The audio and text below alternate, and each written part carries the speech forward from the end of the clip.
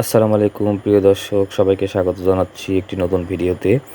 প্রিয় দর্শক, আজ আমি রয়েছি পাবনা জেলার চাঁদপুর উপজেলার মূলগ্রাম ইউনিয়নে। এখানে আপনারা দেখতে পাচ্ছেন যে বেশ কিছু কারিগর রয়েছে যারা বাঁশ দিয়ে বিভিন্ন পণ্য সামগ্রী উৎপাদন করে, অর্থাৎ হস্তশিল্প নিজেরাই তৈরি করেছেন। এবং এখানে একজন মহিলা আপনারা দেখতে পাচ্ছেন যে বাঁশ দিয়ে কুলা উৎপাদন করছে। আসলে ওনাদের এটি পেশা এবং এটার করে ওনাদের জীবনযাপন করে থাকেন।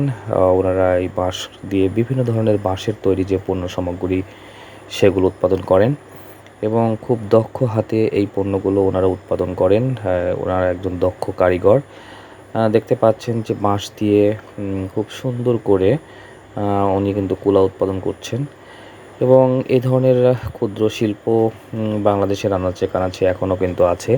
যদিও একসময় এটার হস্তশিল্প বা ক্ষুদ্র শিল্প ব্যাপক ছিল, কিছুটা কম হয়েছে, তারপরেও এখন অনেক এরকম হস্তশিল্প বাংলাদেশের আনাচে কানাচে আছে, যারা আমাদের দেশে কিন্তু এই ধরনের পণ্য সামগ্রী উৎপাদন করেন এবং এটার আমাদের দেশে খুব সুনাম রয়েছেন। কুটির শিল্প, বিশেষ করে হস্তশিল্প বা কুটির শিল্প, ওনারা কিন্তু নিজ উদ্যোগে এই কাজগুলো করে থাকেন এবং এইগুলো বিক্রি করে ওনারা জীবনযাপন করেন। এখানে দেখতে পাচ্ছেন যে বাঁশের তৈরি যে জিনিসগুলো আমরা দেখি সচরাচর, সেগুলো কিন্তু ওনারা তৈরি করেন। এখন যে জিনিসটা তৈরি করছেন সেটি হচ্ছে কুলা। আর এই কুলাটা মূলত ব্যবহৃত হয় গ্রাম বাংলার ঐতিহ্য কুলা, যেটি বিভিন্ন ধরনের ফসলাদি ঘরে উঠাতে এই কুলার ব্যবহার হয় বাংলাদেশে। আবার অনেকে এখন শৌখিন হিসেবেও কুলা বাসায় রাখেন। তবে কোথায় কিভাবে তৈরি হয় আপনারা হয়তো কখনো বাস্তবে দেখেননি কুলা কিভাবে তৈরি হয়। আমার এই ভিডিওর মাধ্যমে আপনারা দেখতে পাচ্ছেন যে বাঁশ দিয়ে কিভাবে কি সুন্দর করে এই কুলাগুলো তৈরি করছেন একজন মহিলা। তিনি খুব দক্ষ কারিগর, তার হাতের ছোঁয়াতে বাঁশ দিয়ে খুব সুন্দর একটি পণ্য উৎপাদিত হচ্ছে, আপনারা দেখতে পাচ্ছেন। উনি খুব দ্রুততার সাথে কাজ করতে পারেন, আমি যেটা দেখলাম। উনি এই কাজগুলো করছেন এবং উনি কিন্তু এই কাজগুলো একাই করছেন না, ওনাকে সহযোগিতা করছেন তার হাজব্যান্ড। দেখতে পাচ্ছেন যে উনি বাঁশগুলো কেটে সুন্দর করে সাইজ করে দিচ্ছেন এবং বুননের কাজগুলো কিন্তু ওই মহিলা করছেন।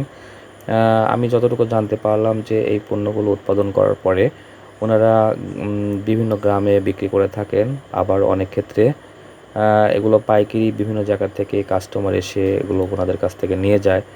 তাছাড়াও একটা সময়, বছরের একটা সময়ে বিভিন্ন জায়গায় মেলা হয়, মেলাতে এই পণ্যগুলোর ব্যাপক চাহিদা রয়েছে। ওনারা সেই মেলাগুলোতে পণ্য ক্রয় বিক্রয় করেন, একথা উনি বললেন। যাই হোক, কুটির শিল্প আমাদের দেশের একটা সুনাম বয়ে আনে এবং এখনও এই শিল্পটা রয়ে গেছে, কুটির শিল্প এবং হস্তশিল্প। ওনারা আমাদের বাংলাদেশকে কিন্তু এখনও সমৃদ্ধিতে ভরে রেখেছে কুটির শিল্পে। এরকম কুটির শিল্প বাংলাদেশে অনেক রয়েছে, বিভিন্ন ধরনের পণ্য সামগ্রী উৎপাদিত হয়, তারা উৎপাদন করেন। তবে এনারা শুধু বাঁশের তৈরি যেসব জিনিসপত্রগুলো সেগুলো তৈরি করেন সুন্দরভাবে, দক্ষ হাতে। এবং এই ওনারা বললেন যে এগুলোর চাহিদা এখনও ব্যাপক রয়েছে।